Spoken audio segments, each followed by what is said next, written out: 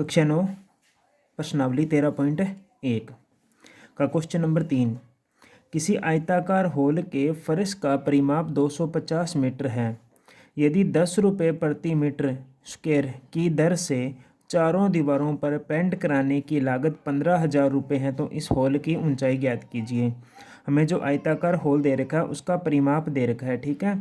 और इसने कहा है कि यदि 10 रुपये प्रति मीटर स्क्वायर की दर से चारों दीवारों पर पेंट कराने की लागत कितनी दे रखी है, 15,000 रुपये हैं। तो इस हॉल की ऊंचाई ज्ञात कीजिए, ठीक है। और दे रखा है चारों दीवारों का क्षेत्रफल बराबर पृष्ठीय क्षेत्रफल, ये हमें बताया गया है। तो क्वेश्चन को थोड़ा सा ध्यानपूर्वक समझना। तो जो क्वेश्चन नंबर 3 था, आयताकार हॉल दे रखा था, उसमें सबसे पहले हम मानेंगे कि माना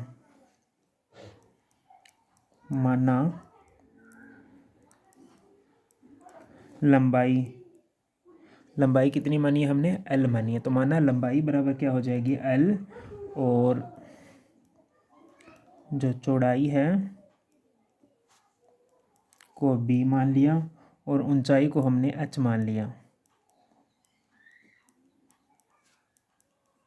ऊंचाई बराबर H है, ठीक है। तो इसने क्या कहा, आयताकार हॉल के फर्श का परिमाप 250 मीटर है। तो हम लिखेंगे आयताकार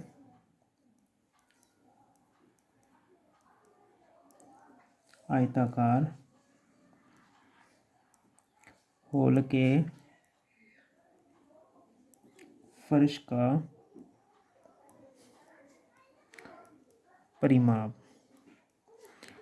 तो आयताकार हॉल के फर्श का परिमाप दे रखा हमारे पास में 250 मीटर। तो हमने लिख दिया आयताकार हॉल के फर्श का परिमाप 250 मीटर। तो आयताकार हॉल है, मतलब आयत का परिमाप का सूत्र लगेगा। आयत का परिमाप का सूत्र क्या होता है, 2 ब्रैकेट लंबाई प्लस चौड़ाई बराबर 250 मीटर। ये हो गई हमारी समीकरण 1 हो गई, ठीक है। अब क्वेश्चन में उसने कहा था कि चारों दीवारों पर पेंट की लागत, देखो क्वेश्चन में क्या बोला है इसने कहा है कि चारों दीवारों पर पेंट कराने की लागत 15,000 रुपये है। तो अब ये लिखेंगे चारों दीवारों पर पेंट की लागत। तो लिखेंगे चारों दीवारों में पेंट की लागत। तो चारों दीवारों में पेंट की लागत कितनी थी, 15,000 रुपये थी। एक तो ये दे रखा था, और चारों दीवारों में पेंट की दर दे रखी थी 10 रुपये प्रति मीटर। तो हम लिखेंगे चारों दीवारों में पेंट की दर, चारों दीवारों पर पेंट की दर हमारे पास में दे रखी है 10 रुपये प्रति मीटर स्क्वायर, ये दे रखी है। तो चारों दीवारों की लागत दे रखी है और हमारे पास में चारों दीवारों की पेंट की दर दे रखी है। इससे हम क्या निकाल सकते हैं, चारों दीवारों का क्षेत्रफल निकाल सकते हैं। जो हमारे पास में लागत दे रखी है उसकी प्रति मीटर की दर से भाग दे देंगे। तो हम लिखेंगे चारों दीवारों का क्षेत्रफल, चारों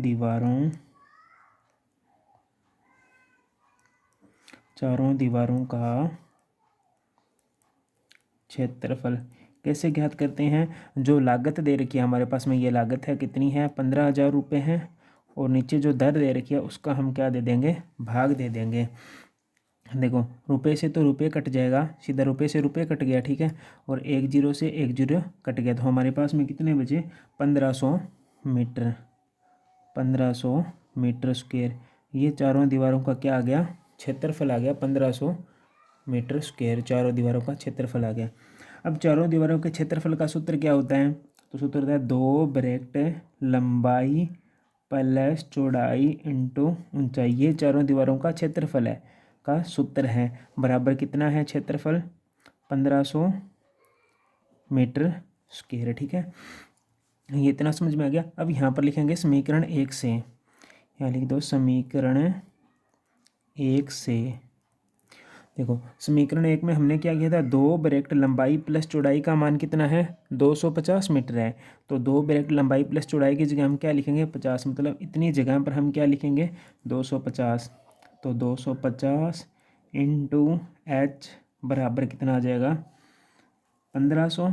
एच का मान निकालना है, तो 1500 बटा में 250, जीरो से जीरो कट गया, तो भाग देंगे 25 का 150 में कितना आएगा, 6 मीटर।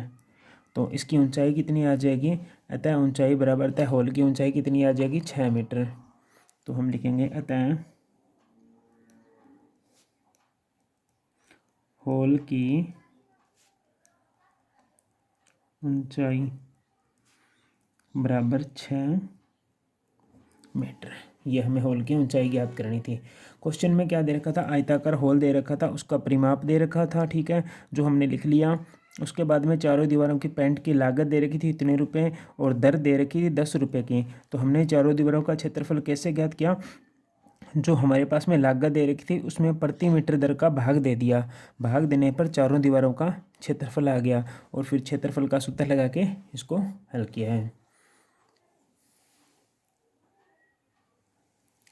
सवाल नंबर 4, किसी डिब्बे में भरा हुआ पेंट 9.375 मीटर स्क्वायर के क्षेत्रफल पर पेंट करने के लिए पर्याप्त है। इस डिब्बे में पेंट से 22.5 सेमी, 10 सेमी और 7.5 सेमी विमा की कितनी ईंटें पेंट की जा सकती है। तो ये हमें ईंट की लंबाई, चौड़ाई और ऊंचाई दे रखी है, और लंबाई, चौड़ाई और ऊंचाई दे रखी है। इसके मतलब ईंट की आकृति कैसी होती है, घनाभाकार। तो हम क्या करेंगे, घनाभ का क्षेत्रफल ज्ञात करेंगे, मतलब एक ईंट का क्षेत्रफल ज्ञात करेंगे, उसमें इस क्षेत्रफल का भाग दे देंगे, ठीक है। तो किसका मान आ जाएगा हमारे पास में, ईंटों की संख्या आ जाएगी। करते हैं क्वेश्चन। क्वेश्चन नंबर 4 में क्या लिखेंगे, घनाभाकार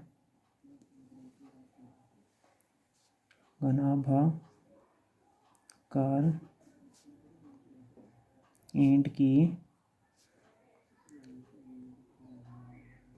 लंबाई, घनाभाकार ईंट की लंबाई कितनी दे रखी है, 22.5 सेमी। अब दोबारा लिखेंगे, घनाभाकार ईंट की चौड़ाई, लंबाई L, चौड़ाई B। तो हमारे पास में जो चौड़ाई दे रखी है वो दे रखी है 10 सेमी, और 3 नंबर घनाभाकार ईंट की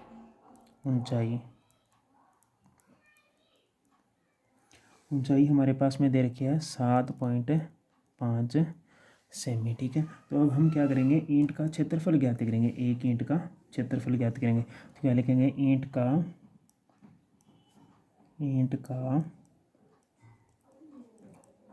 क्षेत्रफल। अब ईंट कैसी आकृति है, घनाभाकार है, तो सूत्र लग जाएगा 2 ब्रैकेट घनाभाकार लंबाई इंटू चौड़ाई प्लस चौड़ाई इंटू ऊंचाई प्लस ऊंचाई इंटू लंबाई।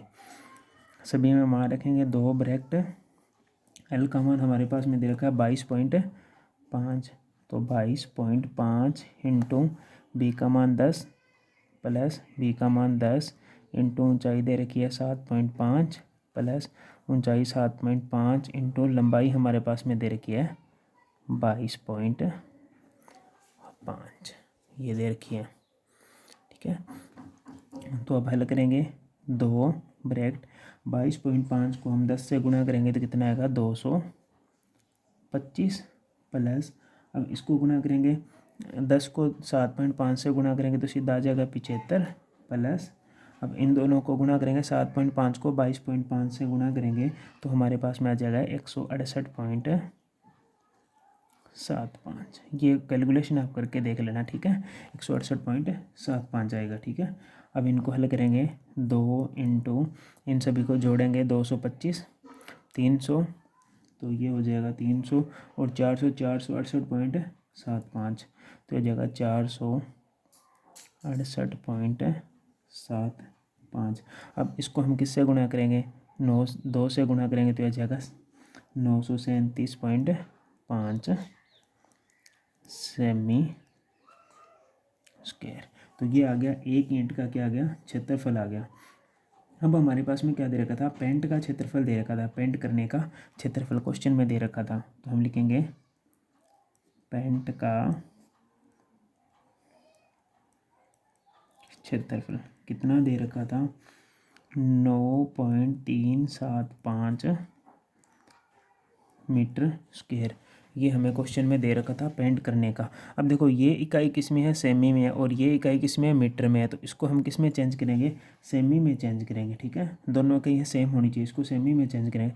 तो मीटर स्क्वायर लगाए तो 9.375 इंटू मीटर स्क्वायर है तो 2 बार गुणा हो जाएगी 100 से, मतलब 10,000 से गुणा हो जाएगी। ठीक है, तो इसको हम हल करेंगे, सभी को गुणा करेंगे तो हमारे पास में आ जाएगा 93,750 सेमी की स्क्वायर आ जाएगा। ये सेमी में चेंज हो गया। अब हमें ज्ञात करनी है ईंटों की संख्या।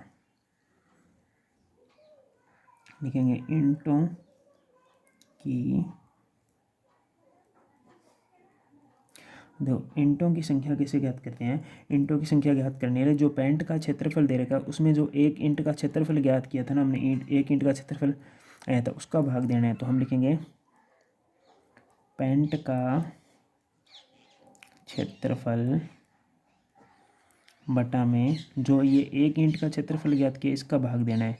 तो ईंट का क्षेत्रफल ये हमें लिखना है।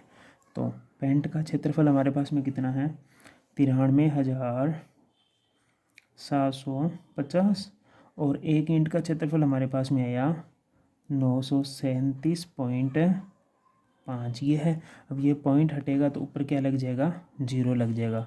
अब इन दोनों को पूरे को इससे काटेंगे तो हमारे पास में कितना बचेगा, 100 ईंट। तो हमें कितने ईंटों की आवश्यकता होगी, 100 ईंट। ठीक है, तो ईंटों की संख्या कितनी आ जाएगी, 100। अतः लिख सकते हैं हम, अतः